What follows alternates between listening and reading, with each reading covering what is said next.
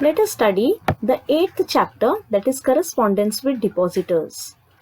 Depositors. We have already studied about depositors in the former chapter.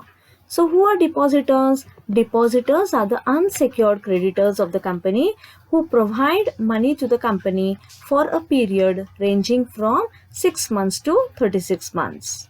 So these depositors, there is a very limited correspondence with them. Why? Because these depositors are only the creditors of the company. It is a type of borrowed capital. So therefore, there is very limited correspondence. In this chapter, we are going to study about the correspondence that we are going to have with these depositors. So what is the correspondence that we have with these depositors? It is related to acceptance, that is when the money is going to be accepted, or it is when the deposits have to be repaid. So whenever it is due for repayment, at that time it is going to be repaid back. Or if at all the depositor is interested in renewing the deposits, at that time also there is correspondence. And finally, there is also correspondence when the company has to pay interest to those depositors. Again, here we are going to study two letters under the interest payments, like we have studied for correspondence with members, correspondence with the debenture holders. Likewise, here also we are going to study the depositors, that they are going to get interest through the interest warrant and through the electronic transfer. So here, this chapter, we are going to study the various occasions when the company is going to correspond with these depositors.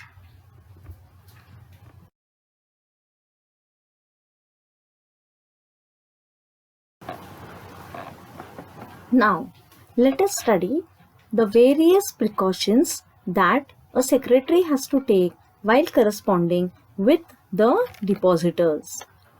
First and foremost, the legal provisions. That is, the secretary has to follow all the legal provisions related to the depositors. So, it might be related to the repayment or it might be related to the interest. So whatever it is, the secretary has to see to it that he is going to inform all the legal provisions about it. Then courtesy. So a depositor is a creditor of the organization, and so he being a creditor of the company, he has to see to it that he is being courteous enough. So that is, the secretary has to be very, very courteous while he is having correspondence with the depositors. Whenever any depositor has any query and he is going to write to the company, it is the duty of the secretary to see to it that he gives a prompt reply. So this prompt reply means what over here?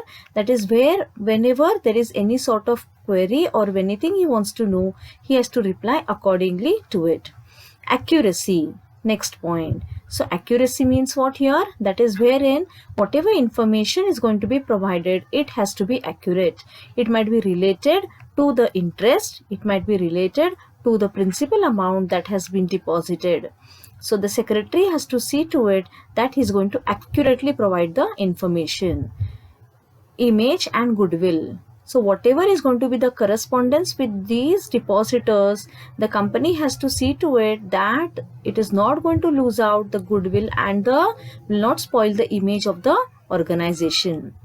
Next, you attitude. You attitude means what? That is wherein he has to see to it that whatever is the correspondence that is taking place, there is a you attitude. So what is this? That is where the secretary is placing himself in place of the depositor when he is writing out the letter. So this you attitude has to be maintained properly by the company.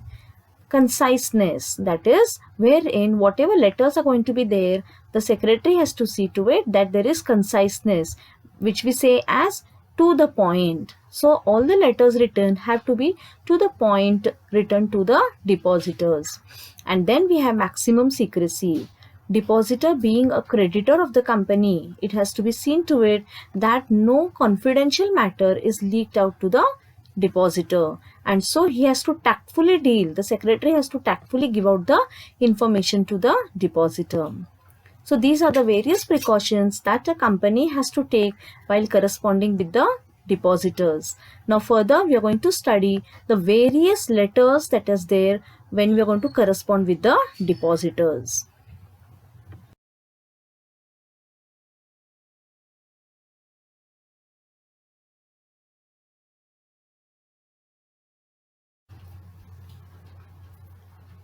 Let us study the first letter, that is thanking the depositor. This letter is sent to the depositor when he invests in the deposit scheme of the company. The letter begins by acknowledging that the company has received the application for fixed deposit and is as per the terms and conditions stated in the advertisement. The table gives the information related to the deposits.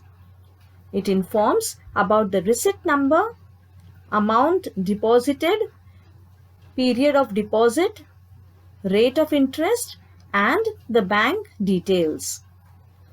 The company thanks the depositor for depositing the money. The company assures of the best services, that is, with regards to the principal amount and interest. The letter also contains an enclosure, that is the deposit receipt for the amount received.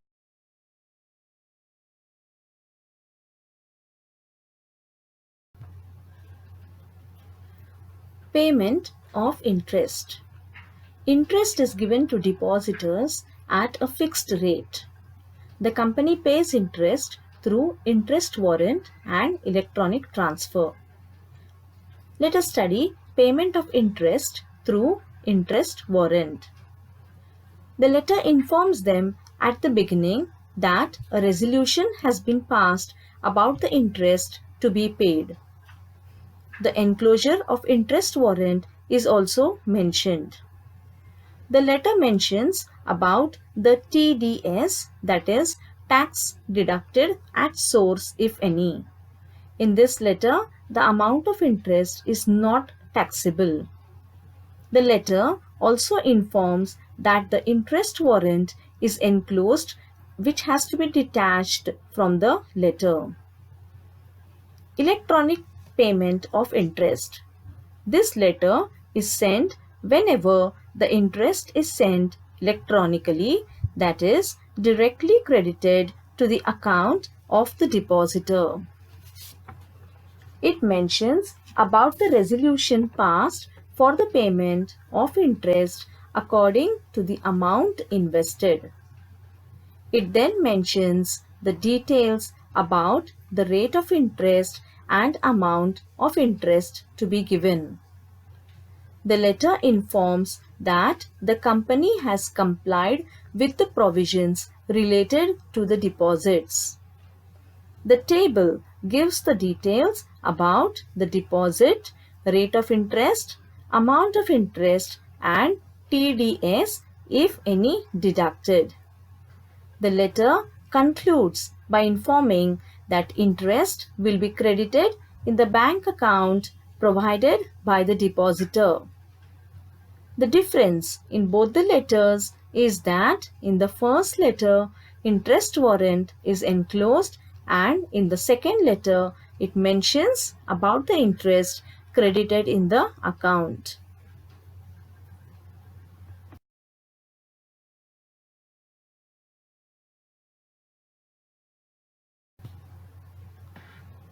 Renewal of deposits. It refers to wherein the depositor renews the old deposit amount for a new period and under new terms and conditions. The depositor sends the application form for this renewal.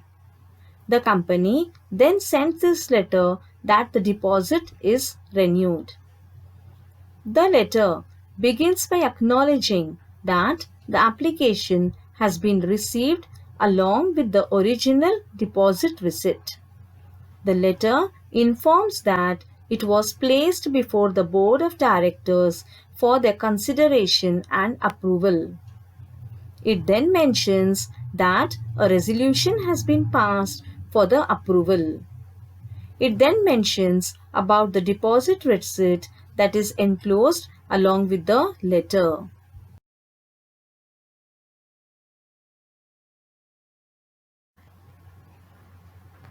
Repayment of deposits. This letter is sent to the depositor whenever the deposits have to be repaid. The company has to compulsorily repay the money whenever the deposits are due for payment. Otherwise, it may result in penalty or fine on the company. The letter begins by informing that the deposits are due for payment. The company has received the original deposit receipt and a board resolution has been passed for its repayment. The table gives the information about the deposit receipt number, deposit amount, rate of interest, amount payable on maturity, TDS, that is tax deducted at source, and the net amount payable. The letter also mentions about the crossed check enclosed along with the letter for the above mentioned amount.